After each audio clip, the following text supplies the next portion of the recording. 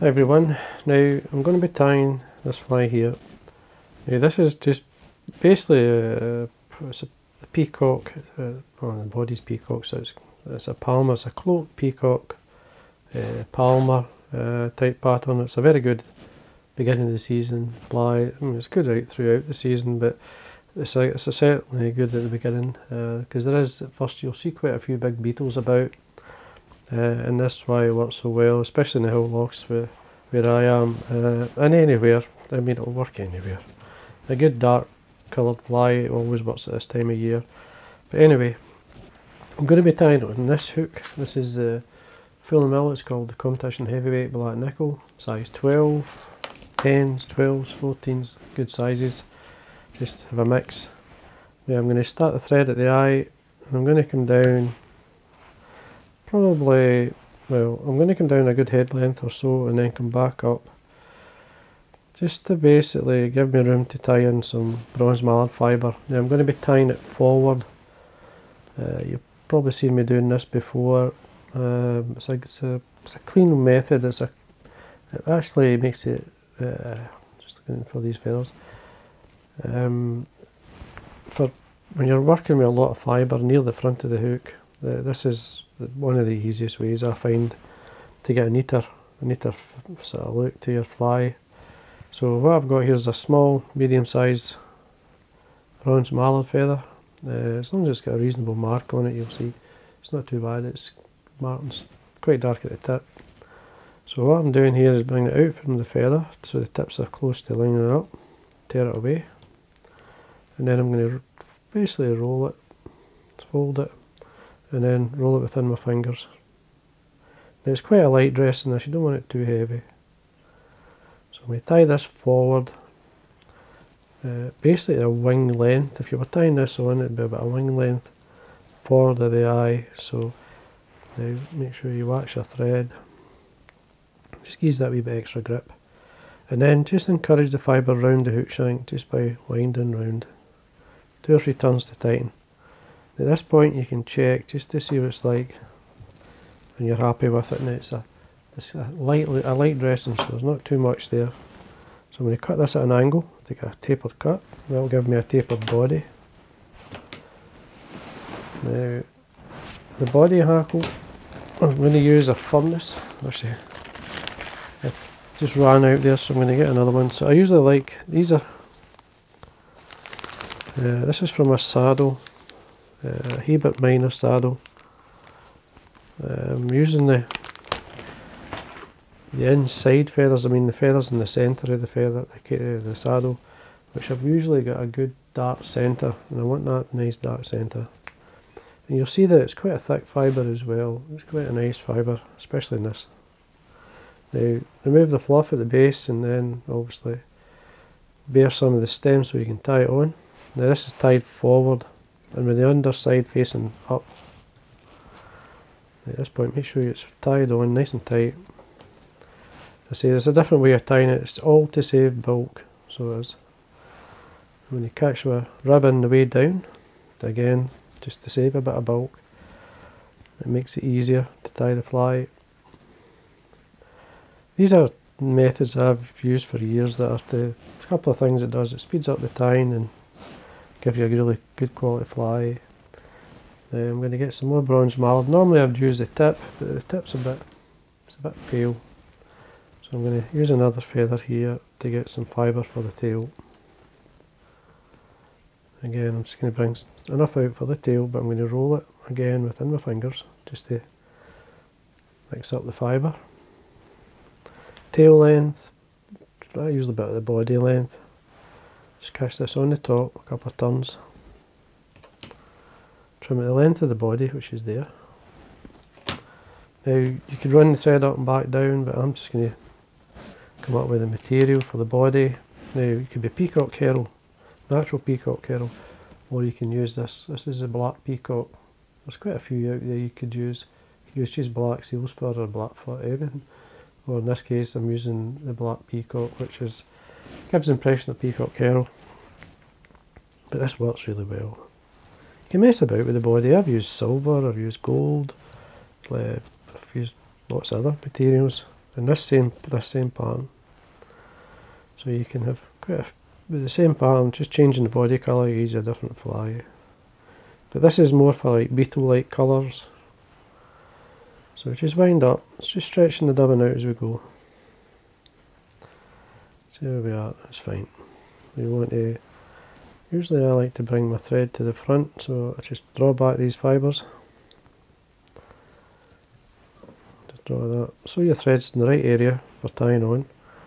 Now, and try and encourage, there's no way to do it, so I'm just going to twist the hackle so it sits the way I want. I want the front of the hackle facing towards the eye, so that it's just went round. So we'll do a turn at the top, and then we'll quickly run down through, there's 2, into the third turn. I'm just going to bring my rib round, straight turn at the back, catch this on. Probably around about 5 or so turns of the rib. And then at this point here, as I say, you've got plenty of room there. As long as you leave plenty of room, you can bring a full turn on top. The rib, catch it with your thread. That just holds things back. Make sure you get a few turns in there. And then trim this away, trim your hackle away. Now I'm going to wax my thread.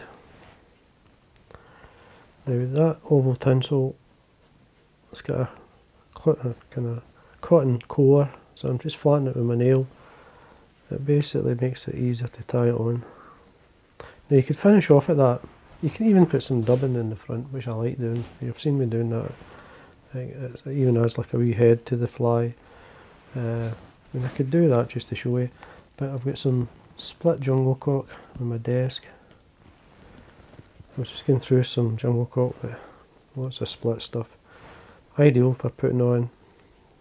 Now if you don't have jungle cock, just use Goose Biot. This is a perfect split, that one. So I'm going to just up into the sort of wing really, up into the dressing a wee bit.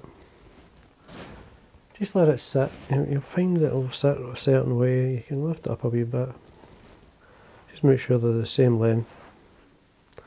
I usually take it down, fold it back, tidy the head area up, keep the thread tight, and then I can encourage this to break if I can. There we are. Now I said you could put dubbing in the front. Now I'll show you, it's got just a tiny wee bit of dubbing. Like a beetle-like pattern, that's ideal. So it's,